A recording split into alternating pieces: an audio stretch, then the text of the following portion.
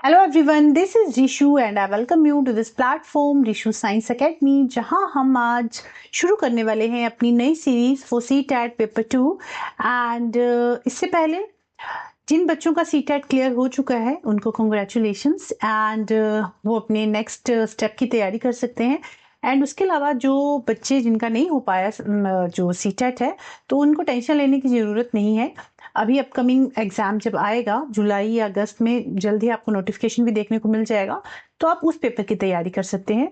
And हम यहाँ science को टारगेट करते हुए अपनी प्रिपरेशन करेंगे। साइंस आपको पता है 30 मार्क्स का पेपर होता है, जिसमें 20 मार्क्स की आपकी थ्योरी आती है प्लस 10 मार्क्स की आपकी साइंस पैडागोजी होती है। ठीक है, तो थ्योरी प्लस पैडागोजी दोनों ही हम डिस्कस करेंगे यहाँ इस प्लेटफॉर्म पे। तो पहले थ्योरी के चैप्टर्स कुछ कर लेते हैं, उसके साथ बीच बीच में साइंस की पैडागोजी भी लेते हुए चलेंगे। ठीक है, तो आज है हमारा डे 1 एंड ये जो सीरीज है, इस सीरीज के साथ साथ हम प्रीवियस ईयर क्वेश्चन भी लगाते जाएंगे। जैसे आज हमारा टॉपिक है कोल एंड पेट्रोलियम, तो कोल एंड पेट्रोलियम की पूरी थ्योरी पहले हम डिस्कस करेंगे। फिर उसके बाद इस टॉपिक से जितने भी पीवाईक्यूज आए हुए हैं आपके पेपर में, सीटेट के पेपर में, वो सारे क्वेश्चन हम यहाँ पे करेंगे एंड में। ठीक है, तो पहले चैप्टर समझ लेते हैं, उसके बाद एंड में पीवाईक्यूज करेंगे। उससे आपको क्या एक आइडिया हो जाएगा कि किस तरह के क्वेश्चन जो है एग्जामिनर पूछता है। ठीक है, एंड चलिए स्टार्ट करते हैं फिर अपनी आज की क्लास विदाउट वेस्टिंग टाइम। और ये जो नोट्स हैं आपको मेरे Telegram channel Rishu science academy पे मिल जाएंगे। एंड वीडियो अच्छी लगे तो वीडियो को लाइक शेयर सब्सक्राइब आप कर दीजिएगा। और इसके अलावा जो हमारी प्रीवियस सीरीज थी सीटेट की ही, उस सीरीज को आप सबने काफ़ी लाइक किया था और काफ़ी सारे बच्चों के तो मैसेज कमेंट और मेल वगैरह आया है कि उनका पेपर जो है उन्होंने का पेपर क्वालिफाई हो गया है। तो अच्छा लगता है सुन के जब इस तरह से आपके रिस्पॉन्स आते हैं, पॉजिटिव रिस्पॉन्स मिलते हैं, तो है ना। तो चलिए स्टार्ट करते हैं अपनी ये सीरीज। एंड आई बिलीव कि ये सीरीज भी काफ़ी हेल्पफुल रहेगी जो भी सीटेट की तैयारी कर रहे हैं उन बच्चों के लिए। ठीक है, चलिए तो हम स्टार्ट करेंगे अपने टॉपिक कोल एंड पेट्रोलियम के साथ। तो कोल और पेट्रोलियम एक्चुअली है क्या? एक मिनट, पेन का कलर चेंज कर लूं। यस, कोल और पेट्रोलियम क्या है? कोल और पेट्रोलियम एक प्रकार के फॉसिल फ्यूल्स हैं। फॉसिल फ्यूल्स हैं क्या है? ये जीवाश्म ईंधन है जो कि डेड प्लांट्स और एनिमल्स जो थे मिलियन ऑफ ईयर्स अगो जो दब गए हैं अर्थ के नीचे, उनसे ही ये फॉसिल फ्यूल्स बने हैं, उनसे ही ये कोल पेट्रोलियम और नेचुरल गैस जो है उत्पन्न हुआ है। ठीक है, उसी को हम फॉसिल फ्यूल कह रहे हैं। ये जो कोल है, पेट्रोलियम है, ये नेचुरल गैस है, ये क्या है? ये हमारे फॉसिल फ्यूल्स हैं। तो फॉसिल फ्यूल्स क्या है actually?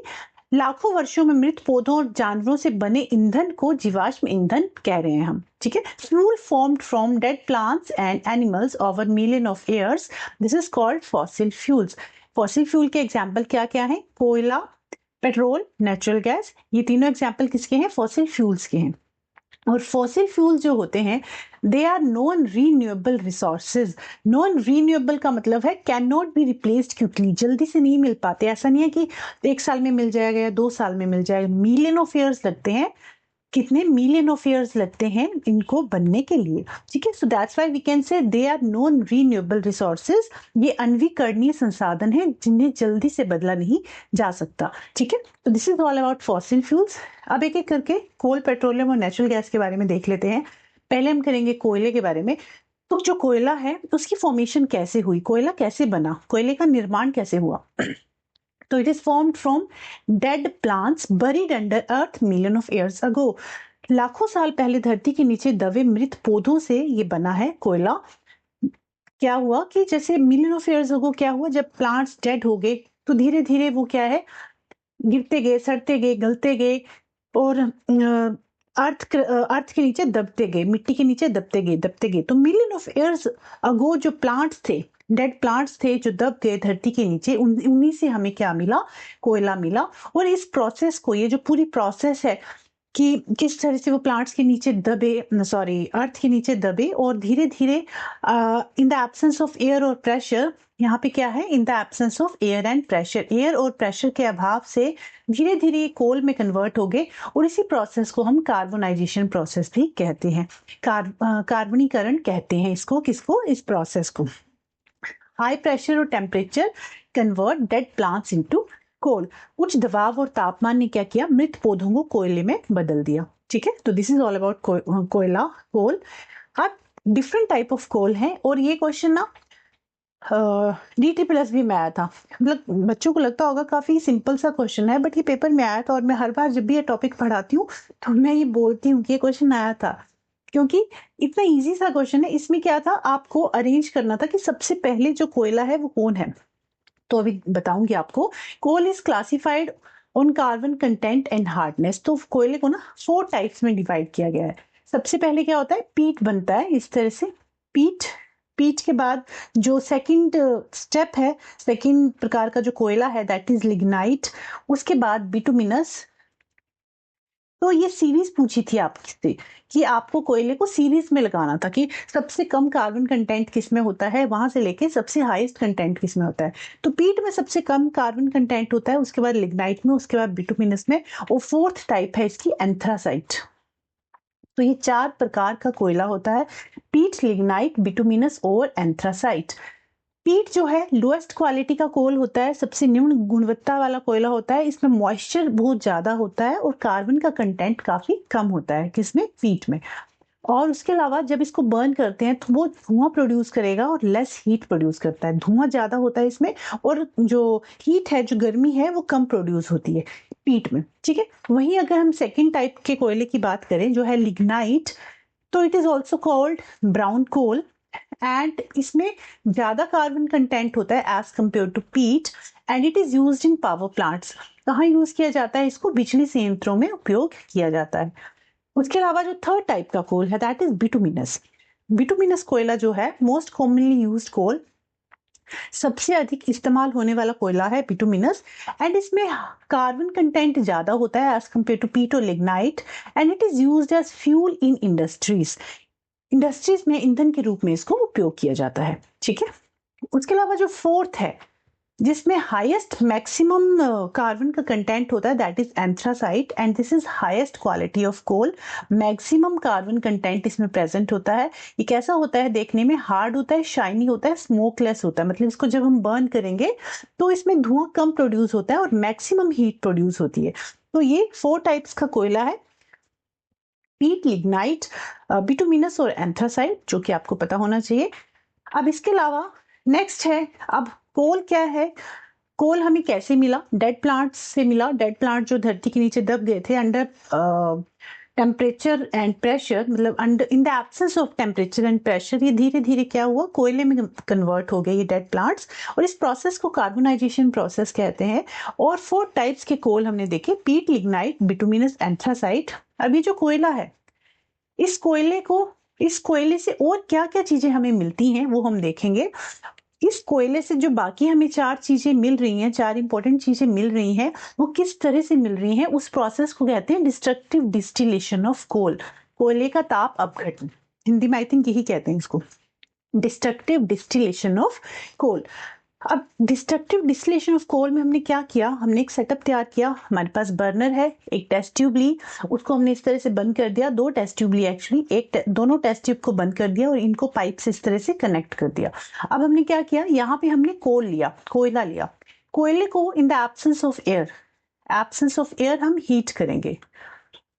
In the absence of air हमने कोयले को हीट किया।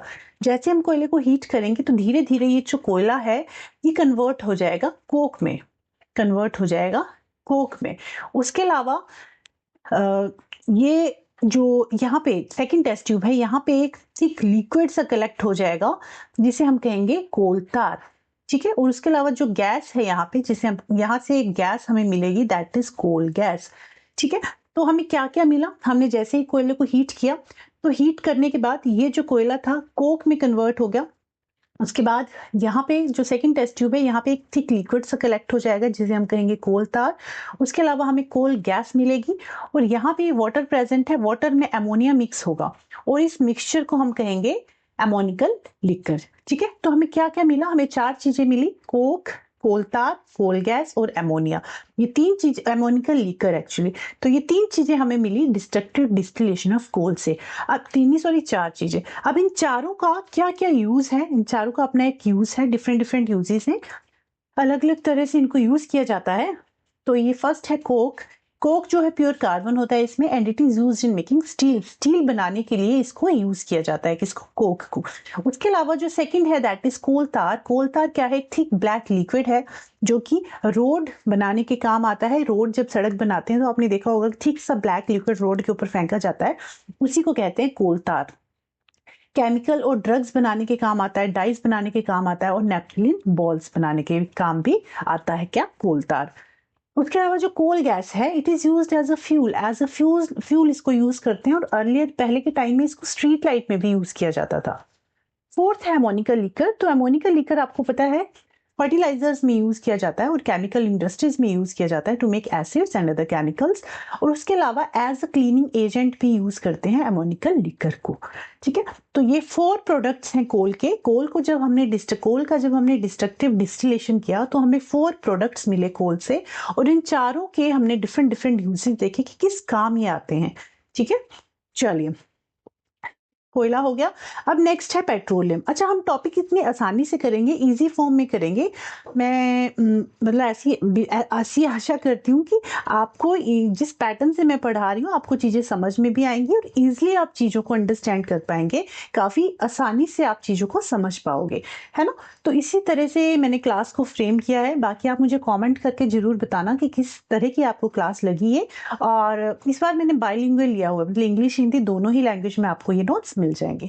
और ये नोट्स आपको मेरे टेलीग्राम चैनल पे मिलेंगे, रिशु साइंस एकेडमी, उसका लिंक दे दूंगी डिस्क्रिप्शन में। क्लियर, चलिए। तो पेट्रोलियम, अब जो पेट्रोलियम है वो उसकी फॉर्मेशन कैसे हुई, जैसे कोयले की फॉर्मेशन कैसे हुई थी, जब डेड प्लांट्स थे वो अर्थ के नीचे दब गए, उससे हमें कोयला मिला। अब पेट्रोलियम कैसे मिला, पेट्रोलियम जो है डेड मरीन ऑर्गेनिज्म से मिला। अब मरीन ऑर्गेनिज्म में प्लांट्स और एनिमल्स दोनों ही आएंगे। कोयला तो सिर्फ प्लांट से ही मिल रहा है, डेड प्लांट से, बट जो पेट्रोलियम है वो डेड मरीन ऑर्गेनिज्म से मिल रहा है, चाहे वो प्लांट्स हो चाहे वो एनिमल्स हो, कहाँ के, सी के, समुद्र में रहने वाले। तो मृत समुद्री जीवों में पाए जाने कौन कौन से जीव, पौधे और जंतु से निर्मित जो पदार्थ है उसी को कहते हैं पेट्रोलियम। और बरीड अंडर सेडिमेंट्स, ये भी लेयर्स के नीचे दबता गया, जो डेड प्लांट्स थे, एनिमल्स थे, मरीन एनिमल्स और प्लांट्स, वो समुद्र के नीचे लेयर्स के नीचे इस तरह से दबते गए। और अंडर हाई प्रेशर और टेम्परेचर ये भी क्या हुआ, मिलियन ईयर्स अगो दबे थे, और धीरे धीरे ये भी क्या हुआ, पेट्रोलियम में कन्वर्ट होते गए। ठीक है, और ये जो पेट्रोलियम है, अब इस पेट्रोलियम को क्रूड ऑयल भी कहते हैं, कच्चा तेल भी कहते हैं। अब इस पेट्रोलियम में ना डिफरेंट प्रोडक्ट्स मिक्स्ड होते हैं, ऐसा नहीं कि सिर्फ पेट्रोल है इसके अंदर काफी सारी चीजें मिक्स्ड हैं। उन सारी चीजों को हमें सेपरेट आउट करना है, इस क्रूड ऑयल से निकालना है। तो उसको हम किस तरह से सेपरेट आउट करेंगे, बाय फ्रैक्शनल डिस्टिलेशन के थ्रू हम पेट्रोलियम से बाकी चीजों को सेपरेट करेंगे। तो ये जो प्रोसेस है to separate petroleum into useful parts, this is called refining. Refining क्या है, पेट्रोलियम को उपयोगी भागों में अलग करने की प्रक्रिया को रिफाइनिंग कहते हैं। कि पेट्रोलियम में जो डिफरेंट सब्सटेंसेस मिक्स हैं उनको जो हम सेपरेट करेंगे, उस सेपरेशन को हम रिफाइनिंग कह रहे हैं। और उसको सेपरेट कैसे करेंगे, फ्रैक्शनल डिस्टिलेशन के थ्रू हम सेपरेट करेंगे। ठीक है, ये एक रिफाइनरी में आंशिक आसवन का उपयोग करके किया जाता है। अब ये फ्रैक्शनल डिस्टिलेशन जो है वो समझ लेते हैं कैसे होता है।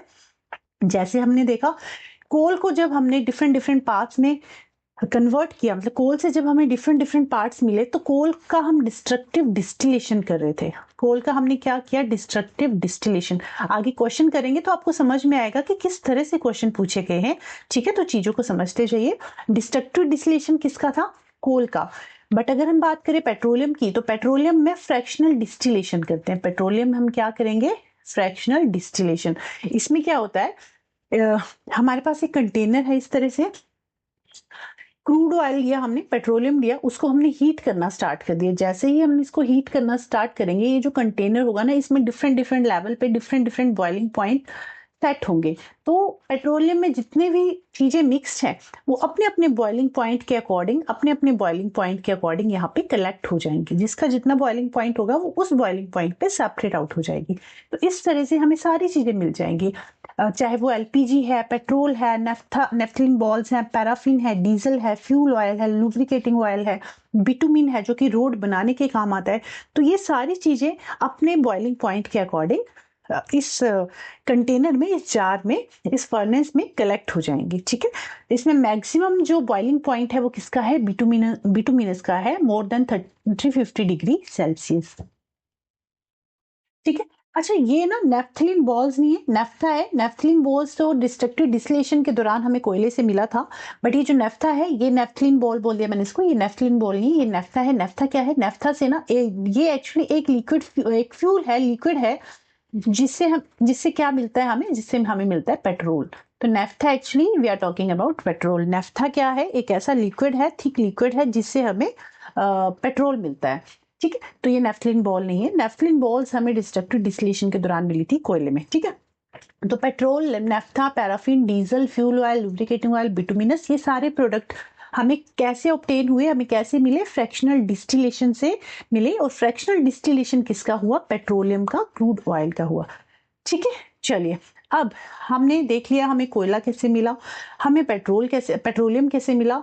अब अगर हम बात करें नेचुरल गैस की, तो नेचुरल गैस क्या है? जहां समुद्र के पास हमें पेट्रोल हमें मिलता है ना, पेट्रोलियम ऑयल हमें मिलता है, उसी तरह पेट्रोलियम ऑयल के ऊपर इस तरह से गैस कलेक्ट हो जाती है। जब ये प्लांट्स और एनिमल्स एट हाई प्रेशर और टेम्परेचर अंदर दबे रहेंगे तो इनसे गैस रिलीज होगी, और ये जो गैस है इसी को हम नेचुरल गैस कहते हैं। तो पेट्रोलियम के ऊपर एक लाइटर सी लेयर होती है नेचुरल गैस की। ठीक है, और ये जो नेचुरल गैस है ये क्लीनेस्ट फॉसिल फ्यूल होता है, found along with petroleum, and it is stored as CNG, compressed natural gas। और CNG आपको पता है व्हीकल्स में यूज किया जाता है, और ये लेस पोल्यूटेंट होता है, लेस पोल्यूशन करता है, लेस धुआं प्रोड्यूस करता है। ठीक है, तो नेचुरल गैस इस तरह से पेट्रोलियम के ऊपर लेयर में प्रेजेंट होती है और काफी लाइटर होती है, and this is cleanest fossil fuel. I believe आपको जो टॉपिक है वो समझ में आए होंगे। तो हमने इस चैप्टर में क्या क्या डिस्कस किया? हमने देखा कोल क्या है, पेट्रोलियम क्या है, नेचुरल गैस क्या है, और किस तरह से हमें ये मिलते हैं। उसके अलावा अब इसके कुछ प्रीवियस क्वेश्चंस हम देख लेते हैं कि किस तरह के क्वेश्चन पूछे गए हैं आपके एग्जाम में, किस तरह के क्वेश्चन आए हैं किस पर्टिकुलर टॉपिक से। तो फर्स्ट क्वेश्चन है, which of the following is not a by product of petroleum? कौन सा एक बाय प्रोडक्ट नहीं है पेट्रोलियम का? तो पेट्रोलियम का बाय प्रोडक्ट पैराफिन वैक्स नहीं है, कोक नहीं है, विटामिन नहीं है, लुब्रिकेटिंग ऑयल नहीं है। हमें पता है कोक जो है पेट्रोलियम का प्रोडक्ट नहीं है। तो कोक किसका प्रोडक्ट है? कोक कोयले का प्रोडक्ट है। कोयले को जब हमने कोयले का डिस्ट्रक्टिव डिस्टिलेशन किया था, कोयले को जब हमने डिस्ट्रक्टिव डिस्टिलेशन किया तो हमें क्या क्या चीजें मिली थी? डिस्ट्रक्टिव डिस्टिलेशन, कोयले के डिस्ट्रक्टिव डिस्टिलेशन से हमें मिला था कोक, कोल तार और कोल गैस, और उसके अलावा हमें मिला था एमोनिकल लिकर, ठीक है। तो ये चारों चीजें हमें मिली हैं डिस्ट्रक्टिव डिस्टिलेशन ऑफ कोल से। तो it is not a by product of petroleum. Petroleum का बाय प्रोडक्ट क्या नहीं है? कोक नहीं है। हमारा जो राइट आंसर हो जाएगा कोक। उसके अलावा पैराफिन वैक्स, बिटुमिन और लुब्रिकेटिंग ऑयल जो है पेट्रोलियम के बाय प्रोडक्ट हैं, मतलब पेट्रोलियम से हमें मिले हैं। ठीक है, चलिए नेक्स्ट क्वेश्चन पे चलते हैं। क्वेश्चन नंबर 2 है, ये एक असर्शन रीजन बेस्ड क्वेश्चन है। आजकल इस तरह के क्वेश्चन काफी पूछे जाते हैं। तो सेकंड क्वेश्चन हम देख लेते हैं। चलिए सेकंड क्वेश्चन है, असर्शन दिया हुआ है। असर्शन एक स्टेटमेंट दी हुई है आपके पास कि crude oil has to be refined और purified before its different constituent can be used. ये जो कच्चा तेल है इसके विभिन्न घटकों के उपयोग से पहले शुद्ध करना पड़ता है, इसको शुद्ध करना पड़ता है। इसको एज इट इज, जो पेट्रोलियम है, जो क्रूड ऑयल है, उसको हम एज इट इज यूज नहीं कर सकते। उसमें जो प्रोडक्ट्स हैं उनको हमें पहले सेपरेट आउट करना पड़ता है, उसके बाद ही हम उनको यूज कर सकते हैं। तो दिस स्टेटमेंट इज ट्रू, जो असर्शन है वो सही है। रीजन दिया हुआ है कि petroleum gas, petrol, diesel, kerosene, paraffin wax and lubricating oil are obtained from refining of petroleum. कि पेट्रोलियम से हम इसको सेपरेट आउट करते हैं। This is also true. Petroleum gas, petrol, diesel, kerosene, paraffin, मोम और चिकनाई तेल पेट्रोलियम के शीलन से प्राप्त होते हैं। तो दिस इज ऑल्सो ट्रू। ठीक है, इसकी रिफाइनिंग करेंगे, पेट्रोलियम की रिफाइनिंग के बाद ही हमें ये सारी चीजें मिलती हैं। तो दोनों ही स्टेटमेंट सही है। तो इस केस में आपका जो आंसर हो जाएगा वो होगा both A and R are true and R is the correct explanation of A. A और आर दोनों सत्य हैं और आर जो है ए का सही स्पष्टीकरण करता है। ठीक है, चलिए सेकंड क्वेश्चन हो गया। थर्ड क्वेश्चन पे चलते हैं। थर्ड क्वेश्चन है, और ये सारे क्वेश्चन प्रीवियस ईयर में आए हुए हैं, मैंने खुद से कुछ भी ऐड नहीं किया है इसमें, तो ठीक है। चलिए थर्ड क्वेश्चन है, आपको लग रहा होगा कि काफी इजी से क्वेश्चन है, तो इसी तरह के क्वेश्चन पूछे जाते हैं पेपर में। थर्ड क्वेश्चन है, what is the primary element of liquefied petroleum gas? की जो आपकी लिक्विफाइड पेट्रोलियम गैस है, जो एलपीजी है, जो हम घर में यूज करते हैं खाना बनाने के लिए, उसमें जो प्राइमरी एलिमेंट है वो क्या है, मतलब वो किस चीज से, उसमें क्या प्रेजेंट है? तो उसमें दो गैसेस प्रेजेंट है, दैट इज बीपी। बीपी से आप याद रखना ब्लड प्रेशर से, ठीक है, butane and propane, butane and propane. उसके अलावा एक और बात बता दूं आपको कि हमारी ना एक सीरीज चल रही है, जो सेकंड सीरीज, जिसमें जिन बच्चों का सीटेट क्वालिफाई हो गया है, वो अगर आप नेक्स्ट टीचिंग एग्जाम्स के लिए तैयारी कर रहे हैं, किसी भी एग्जाम के लिए, केवीएस, एनवीएस, GSSB, बीपीएससी, है ना, तो उस सीरीज को टारगेट करते हुए वो सीरीज मैंने फ्रेम की है।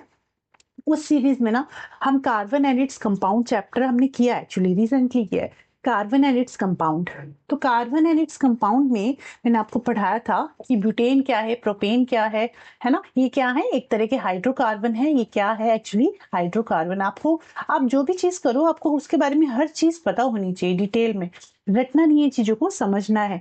तो ये जो ब्यूटेन और प्रोपेन प्रेजेंट है, ये जो प्राइमरी एलिमेंट्स हैं एलपीजी के, ब्यूटेन और प्रोपेन, ये क्या है एक्चुअली हाइड्रोकार्बन।